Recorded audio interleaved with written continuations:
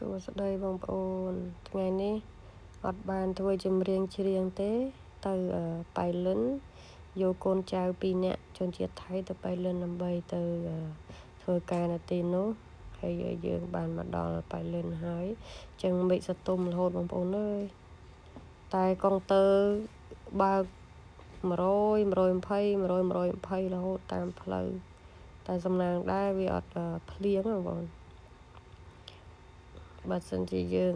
ភ្លៀងទៀតវាពិបាកក្នុងការបើកបរតែយើងក៏មានការប្រុងប្រយ័ត្នក្នុងការបើកបរដែរដល់ពេលដែលយើងធ្វើដំណើរតាមផ្លូវសាធារណៈយើងត្រូវតែតាំងស្មារតីឲ្យបានល្អហើយមិនថាយើងបច្ចេកញែករឿងអ្វីមួយទេតែខួរក្បាលនិង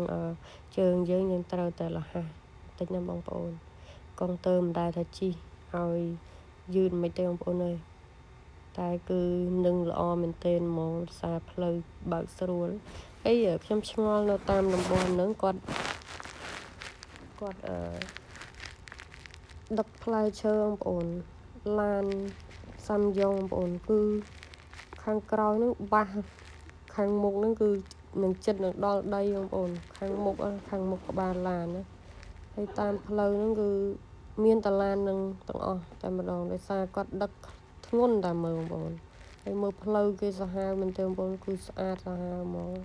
អត់មានសារ៉ាមទេហើយសិទ្ធិធម្មជាតិទាំងអស់ហើយនេះចាយគាត់សួរខ្ញុំថាមិនដែរបងបើកឡានហត់អត់ខ្ញុំថាអត់ហត់ទេប៉ុណ្្នឹងធ្លាប់បើក800គីឡូពីប៉ោយប៉ែតទៅដល់អីសីហនុបងប្អូនដឹកភ្ញៀវទៅនិយាយរួមទៅការងារច្រើនមែនទែនក្នុងមួយថ្ងៃ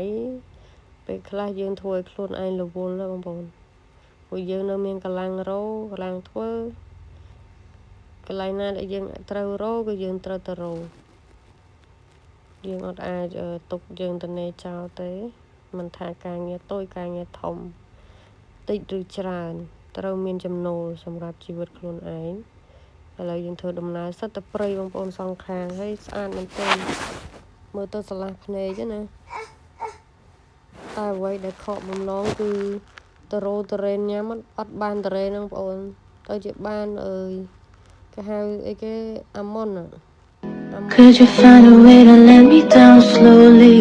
a little simple ហួសចិត្តតែម្ដងពួកអីនៅនេះអត់តាន់ចេញផ្លែតរ៉េនសាឡូតទេបងប្អូនមានតែផ្លែតរ៉េនថៃ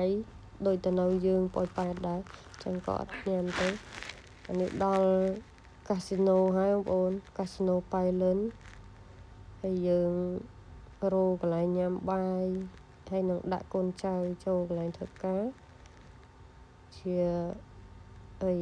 កន្លែងមួយដែលគាត់យើងត្រូវដាក់គាត់នៅកន្លែងហ្នឹងហើយយើងត្រឡប់មកវិញបងប្អូនបើកឡាន3ម៉ោង6ម៉ោងមកដល់ផ្ទះវិញបងប្អូនម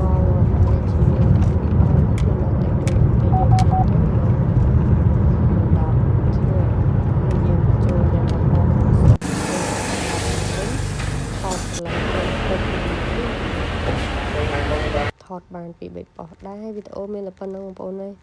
ហើយអត់បានញ៉ាំតរ៉េនទេបងប្អូនអើយចាំទៅម្ដងទៀតនៅពេលក្រោយអរគុណច្រើនបងប្អូនដែលតាមដានទស្សនា